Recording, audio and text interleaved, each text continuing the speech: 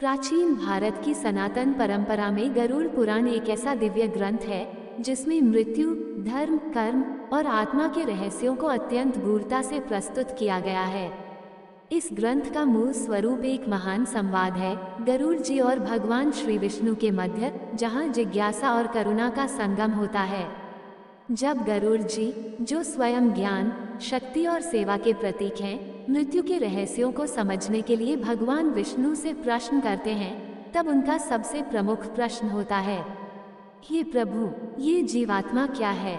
इसका स्वरूप, इसका बंधन और इसकी मुक्ति कैसे होती है? ये प्रश्न केवल गरुड़ जी का नहीं, बल्कि हर उस जिज्ञासु आत्मा का है जो ये जानना चाहती है कि हम कौन हैं, ये जीवन क्या है और मृत्यु के पार क्या होता है। भगवान विष्णु अपनी मधुर वाणी और परम ज्ञान से उत्तर देते हैं, हे गरुड़, जीवात्मा अजन्मा, अविनाशी और शुद्ध चेतना स्वरूप है। ये शरीरों को वस्त्रों की भांति धारण करता है। यह न कर्म से बंधता है, न शरीर से। बंधन केवल मोह, अविद्या और अहंकार का है और मुक्ति केवल ज्ञान, भक्ति और विवेक से संभव है। भगवान विष्णु समझाते हैं कि जिस प्रकार सूर्य जल में प्रतिबिंबित होता है लेकिन भीगता नहीं, उसी प्रकार आत्मा शरीर में रहते हुए भी उससे लिप्त नहीं होती जब तक वह अपने वास्तविक स्वरूप को पहचान नहीं लेती। ये संवाद केवल शास्त्र का पाठ नहीं, बल्कि आत्मा का आह्वान है।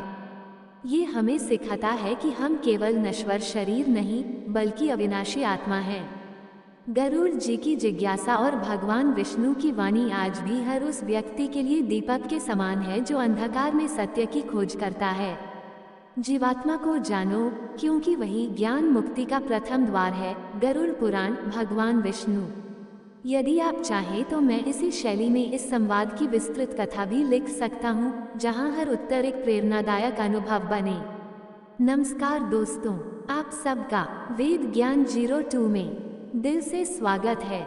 दोस्तों, हमारे चैनल पर पहली बार आए हैं तो चैनल को सब्सक्राइब करें और घंटी को जरूर दबाएं, ताकि जब भी वीडियो डाले तो सबसे पहले आप तक पहुंचे। गरुड़ जी ने भगवान विष्णु से जीवात्मा के बारे में क्या पूछा और भगवान विष्णु क्या बताएं। प्रारंभिक प्रसंग। श्वेत दिव्य आकाश में क्षीर सागर की लहरों पर शेषनाग की शैया पर भगवान श्री विष्णु विराजमान थे। उनका तेज मानो सहस्र सूर्यों के समान था, परंतु नेत्रों में असीम करुणा। उसी समय गरुड़ देव, उनके दिव्य वाहन और भक्त, फोल्डर पंखों के साथ विनम्र भाव से उनके चरणों में बैठे थे। गरुड़ जी के हृदय में एक जिज्ञासा कई युगों से पल रही थी, ऐसी जिज्ञासा जिसे कोई शास्त्र पूरी तरह नहीं समझा सका, कोई मुनि स्पष्ट नहीं कर सका। गरुड़ ने कहा, प्रभो, आप सृष्टिकर्ता हैं, संहारक भी और पालक भी, किंतु एक प्रश्न मेरे हृदय को विदीर्ण करता है, ये जीवात्मा क्या है? ये कहाँ से आती है, क्यों जन्म लेती है और मृत्यु के बाद इसकी गति क्या होती है? ये बंधन में क्यों बंधी है और मुक्ति की राह कौन सी है? कृपया इस रहस्य को विस्तार से समझाएं, ताकि मैं इसे लोकहितार्थ समझ सकूं और अन्य प्राणियों को भी इसका बोध करा सकूं। भगवान विष्णु मंद मुस्काए। उनका चेहरा तेज से नहीं, करुणा और ज्ञान की गहराई से चमकने लगा। उन्होंने गरुड़ की ओर देखा और शांत स्वर में बोले, भगवान विष्णु का उत्तर, भाग एक आत्मा का सनातन स्वरूप। हे गरुड़, सुनो, ध्यानपूर्वक सुनो। जीवात्मा न स्त्री है, न पुरुष, न वह युवा है, न वृद्ध, न वह मरती है, न जन्म लेती है। वो तो मेरा ही अंश है, अविनाशी, अजन्मा और शुद्ध। जब प्रकृति और कर्म का संगम होता है, तब वो आत्मा देह धारण करती है, जैसे कोई व्यक्ति वस्त्र पहनता है। ये शरीर मात्र एक वस्त्र है और मृत्यु उस वस्त्र को बदलने का अवसर। गरुड़ की आंखों में चमक थी, पर मन और गहराई में उतरना चाहता था।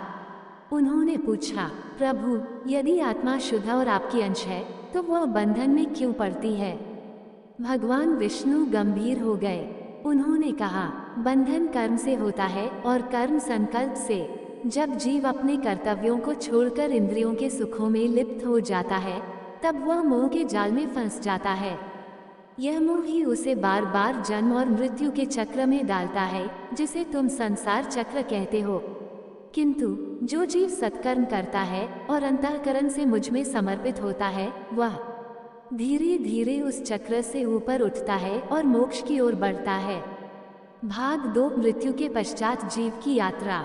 अब गरुड़ का मन और भी जिज्ञासु हो गया। प्रभु, जब आत्मा शरीर छोड़ती है तब वह कहाँ जाती है? क्या नरक और स्वर्ग वास्तविक हैं? क्या यमराज न्याय करते हैं? भगवान विष्णु ने अपनी चतुर्भुज मुद्रा में एक कमल उठाया और बोले, हे गरुड़, मृत्यु शरीर का अंत है, पर आत्मा की यात्रा का प्रारंभ। मृत्यु के उपरांत यमदूत आते हैं। वे उस जीव की स्मृति, कर्म और संकल्पों को लेकर चलते हैं। यदि वह जीव पापकर्मी है तो उसे यमलोक ले जाया जाता है, जहां उसके कर्मों का लेखा जोखा होता है। वहां चित्रगुप्त उसके कर्मों को दर्शाते हैं और उसके अनुसार उसे दंड या पुनर्जन्म मिलता है। किंतु जो जीव पुण्यात्मा होता है, जो श्रद्धा से पितरों की सेवा करता है, जो दान, व्रत, ध्यान और सत्य का पालन करता है, वो पितृलोक या स्वर्ग जाता है। वहां उसे विश्राम मिलता है जब तक उसका पुण्य क्षीण न हो जाए। पर गरुड़, ध्यान देना, स्वर्ग भी अंतिम लक्ष्य नहीं। वहां भी पुनः जन्म लेना होता है। अंतिम मुक्ति केवल तभी मिलती है जब आत्मा अपनी पहचान को मैं और मेरा से मुक्त करके परमात्मा में लीन हो जाए। यही मोक्ष है। तारांकन भाग 3 करुणा, धर्म और मुक्ति का मार्ग। गरुड़ की आंखें अब सजल थीं। उन्होंने पूछा, प्रभु, यदि कोई भूलवश पाप कर बैठा हो तो क्या वह सदा के लिए बंधन में रह जाता है, या क्या उसके लिए भी आशा है? भगवान विष्णु बोले, हे गरुड़, यह मेरा वचन है, कोई भी जीव चाहे जितना भी पापकर्मी क्यों ना हो, यदि वह हृदय से पश्चाताप करता है, यदि वह प्रायश्चित करता है, यदि वह धर्म के मार्ग पर लौट आता है, तो उसके पाप नष्ट हो जाते हैं। धर्म का मूल है सत्य, करुणा, क्षमा और दया। जिसने ये 4 अंग धारण कर लिए, वह धीरे धीरे मेरे समीप आ जाता है। और जो भक्त बनकर मेरा नाम स्मरण करता है, चाहे मृत्यु के समय एक बार ही नारायण कहे, वह भवसागर से पार हो जाता है। ध्यान रहे, मुक्ति का द्वार ज्ञान से खुलता है, कर्म से संवरता है और भक्ति से स्थायी होता है। भाग 4 नरक का मार्ग, आत्मा की परीक्षा। विष्णु भगवान बोले, हे गरुड़, अब मैं तुझे उस मार्ग की कथा सुनाता हूँ जिस पर पापकर्मी जीव मृत्यु के पश्चात चलता है, जिसे पंचत्व मार्ग कहते हैं और जो यमलोक की ओर ले जाता है। जब कोई प्राणी मरता है, उसकी आत्मा और सूक्ष्म शरीर, जिसमें चित्त, बुद्धि, अहंकार और कर्म स्मृति होती है, उसके स्थूल शरीर को त्याग कर बाहर निकलती है। उसके कर्मों के अनुसार यमदूत उसे मार्ग दिखाते हैं। यदि पाप अधिक हो तो वह मार्ग कष्ट में होता है, कांटों भरा, जलते अंगारों से युक्त और बिना जल के लंबी यात्रा। ये यात्रा 248 योजन की होती है। 1 योजन 8-9 मील।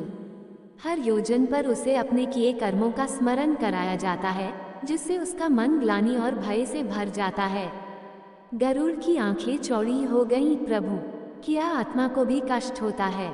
भगवान विष्णु बोले, थे विनयशील गरुड़, सूक्ष्म शरीर को भावनात्मक अनुभव होता है। वह शरीर भले ही नश्वर न हो, परंतु जो पीड़ा उसे मिलती है वह मानसिक, भावनात्मक और सूक्ष्म रूप से उतनी ही तीव्र होती है जितनी स्थूल शरीर में होती। अब मैं तुझे नरकों की चर्चा करूंगा, जहां विभिन्न कर्मों के अनुसार जीवों को भेजा जाता है। भाग 5 नरकों का विस्तृत वर्णन। भगवान विष्णु बोले, हे गरुड़, नरक अनेक प्रकार के हैं और हर नरक किसी विशेष पाप के लिए होता है। अब ध्यानपूर्वक सुनो। 1 तमिस्र, जो अपने परिवारजनों को धोखा देता है, स्त्री या पुरुष को छल से त्यागता है, उसे इस अंधकार में नरक में डाला जाता है। वहां उसे भ्रम और अंधकार में अनवरत ठोकरें खानी पड़ती हैं। 2 अंधतमिस्र, जो अपने माता पिता या गुरु का अपमान करता है, उनके धन को हड़पता है, उसे इस नरक में भेजा जाता है। यहाँ वह अंधेपन के कगार पर पहुँचता है और उसका सूक्ष्म शरीर कांपता रहता है। 3 रौरव, जो दूसरों को दुख देने में आनंद पाता है, उसे इस भयानक नरक में भेजा जाता है। वहाँ क्रूर जीव उसका मांस नोचते हैं। ये प्रतीक है उसकी आत्मा की ग्लानि का। 4. महारौरव, यह उन लोगों के लिए है जो झूठे धर्म के नाम पर हिंसा करते हैं। यहाँ अग्निशिखाओं में जलते हुए प्रेत उन्हें घेरते हैं। 5. कुंभीपाक, जो ब्रह्महत्या या गोहत्या करता है उसे यहाँ भेजा जाता है। उबलते हुए तेल में उसे डाला जाता है। ये कर्मफल उसे जन्मों तक पीछा करता है। ... भगवान विष्णु ने 28 प्रमुख नरकों के नाम लिए, जिनमें असिपत, रावण, शाल्मली, सुकरमुख, संधंश, वैतरणी आदि सम्मिलित हैं। भाग 6, वैतरणी नदी की कथा। गरुड़ ने पूछा, प्रभु, ये वैतरणी नदी क्या है जिसका नाम सब भय से लेते हैं? भगवान विष्णु बोले, हे गरुड़, वैतरणी वह भयानक नदी है जो यमलोक के द्वार से पहले बहती है। यह नदी केवल पुण्यात्माओं के लिए गाय के दूध के समान सुखद होती है और पापियों के लिए मल, रक्त, हड्डियों और पीड़ा से भरी हुई दिखाई देती है। यदि किसी ने गोदान किया है तो वही पुण्य उसे वैतरणी पार कराता है, क्योंकि गाय ही उस आत्मा को पीठ पर बैठाकर पार कराती है। जो मनुष्य इस लोक में सत्य, दान, सेवा और संकल्प से जीवन जीता है, उसके लिए वैतरणी मार्ग नहीं, सेतु बन जाती है। भाग 7, पुनर्जन्म का रहस्य। गरुड़ ने पूछा, प्रभु, नरक के बाद जीवात्मा कहाँ जाती है? क्या वह फिर जन्म लेती है? भगवान विष्णु बोले, हे गरुड़, कर्म जब तक शेष रहते हैं, आत्मा को बार बार जन्म लेना पड़ता है। उसका अगला जन्म उसके शेष कर्म, इच्छाओं और संस्कारों पर निर्भर करता है। यदि कोई जीव क्रोधी था, उसे हिंसा प्रिय थी, तो वह पशु योनि में जन्म लेता है। यदि कोई अतिसंवेदनशील, डरपोक या चोर स्वभाव का था, वह कीट पतंग या पिशाच रूप में जन्म पाता है। और जो प्रेम, सेवा और सत्य का अनुयायी था, वह मनुष्य या देवता योनि में जन्म पाता है। किंतु गरुड़, जब जीव ज्ञान, वैराग्य और भक्ति के मार्ग पर आता है, तब वह जन्म मरण के चक्र से मुक्त होकर मुझे प्राप्त करता है। यही मोक्ष है, जहाँ केवल मैं रहता हूँ और मैं में ही सब कुछ विलीन हो जाता है। भाग 8, आत्मा की स्वतंत्रता और परम गति जारी। अब गरुड़ की आत्मा कांप रही थी भक्ति, भय और वैराग्य से। वे बोले, प्रभु, ये जीवन तो क्षणिक है। पाप और पुण्य के बीच यह मानव तन कितना नाजुक है। कृपा करके मुझे बताए, इस जीवन में कौन से ऐसे कर्म हैं जो जीवात्मा को नरक से बचाकर सीधा मोक्ष की ओर ले जाएं?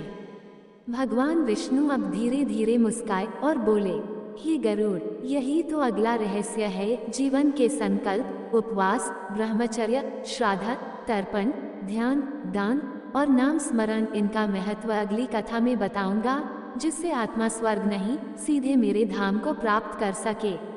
कहानी का अंतिम भाग, जीवन की अंतिम तैयारी, मोक्ष का रहस्य, आधारित गरुड़ पुराण, शाली, दिव्य, ज्ञानवर्धक और अंतहीन भाव लिए हुए। भाग 9, जीवन में मोक्ष की तैयारी। भगवान विष्णु गरुड़ की व्याकुलता देखकर करुणा से भर उठे। वह बोले, हे गरुड़, अब मैं तुझे उस अंतिम ज्ञान से परिचित कराता हूँ जो मृत्यु को अमृत बना सकता है, जो जीवन को केवल सांसों का क्रम नहीं, आत्मा की जागृति बना देता है। यही मोक्ष की कुंजी है। 1. सत्कर्म, जीवन की धुरी। हे गरुड़, जब तक शरीर है, तब तक धर्म ही उसका सबसे बड़ा साथी है। धन, पुत्र, मित्र, पत्नी सब मृत्यु के द्वार तक साथ जाते हैं, परंतु धर्म परलोक में भी साथ नहीं छोड़ता। जो व्यक्ति सत्य बोलता है, अहिंसा का पालन करता है, समय समय पर दान, तर्पण और व्रत करता है, संतों की सेवा करता है, भूखे को अन्न, प्यासे को जल और अज्ञानी को ज्ञान देता है, वह जन्म जन्मांतर के बंधनों से धीरे धीरे मुक्त होने लगता है। गरुड़ ने पूछा, प्रभो, ये तर्पण और श्राद्ध क्या है? यह आत्मा को कैसे लाभ देता है? 2. तर्पण और श्राद्ध का गूढ़ रहस्य।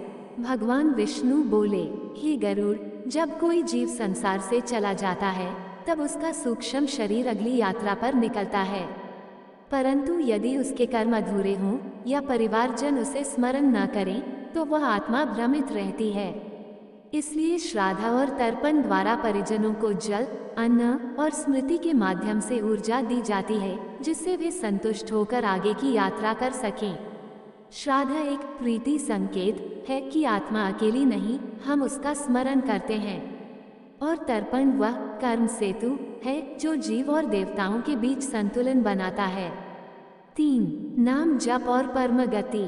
हे गरुड़, अब सुन सभी धर्मों का सार, सभी तपों की सिद्धि, सभी तीर्थों का फल यदि किसी एक साधना में समाहित हो तो वह है भगवान नाम का स्मरण। नारायण, गोविंद, हरि, राम ये नाम केवल उच्चारण नहीं, वे अनहद नाद हैं जो आत्मा को सूक्ष्मतम गति देकर मुझे प्राप्त कराते हैं। जो अंतिम समय में मेरा नाम जपता है वो चाहे जीवन भर पापी ही क्यों न रहा हो, यदि हृदय से पुकारे तो उसे मैं स्वयं अपने धाम ले जाता हूँ। 4. मृत्यु अंत नहीं, द्वार है। गरुड़ की आंखों से अश्रुधारा बह चली। उन्होंने कहा, प्रभु आपने ये दिव्य रहस्य खोल दिए। अब मैं जान गया कि मृत्यु कोई भय नहीं, यह आत्मा की अगली यात्रा का द्वार है।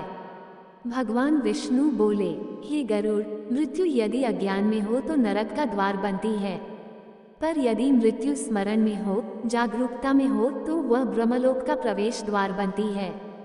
जो जीव प्रतिदिन ये स्मरण करता है कि मैं न ये शरीर हूँ, न मन, न कर्मों का बंधक, मैं आत्मा हूँ, शुद्ध चैतन्य ब्रह्मरूप, उसका मृत्यु से कोई भय नहीं रहता। 5. अंतिम संदेश, जीवन का सार। अब भगवान विष्णु ने गरुड़ को पास बुलाया और कहा, तारांकन तारांकन, हे गरुड़, जा इस ज्ञान को संसार में फैलाना।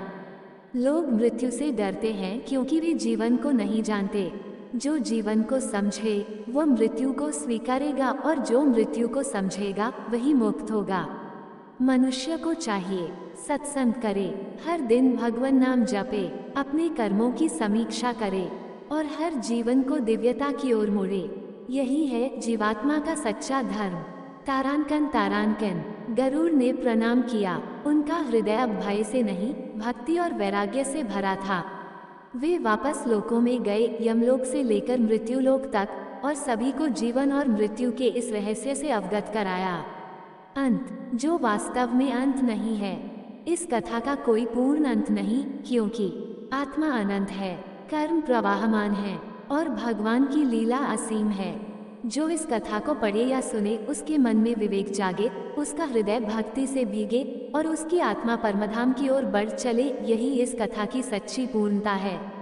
श्री विष्णुवे नमः। ओम नमो भगवते वासुदेवाय। सत्यम शिवम सुंदरम। आप सबको वीडियो अच्छा लगा हो तो लाइक शेयर सब्सक्राइब जरूर करें। धन्यवाद।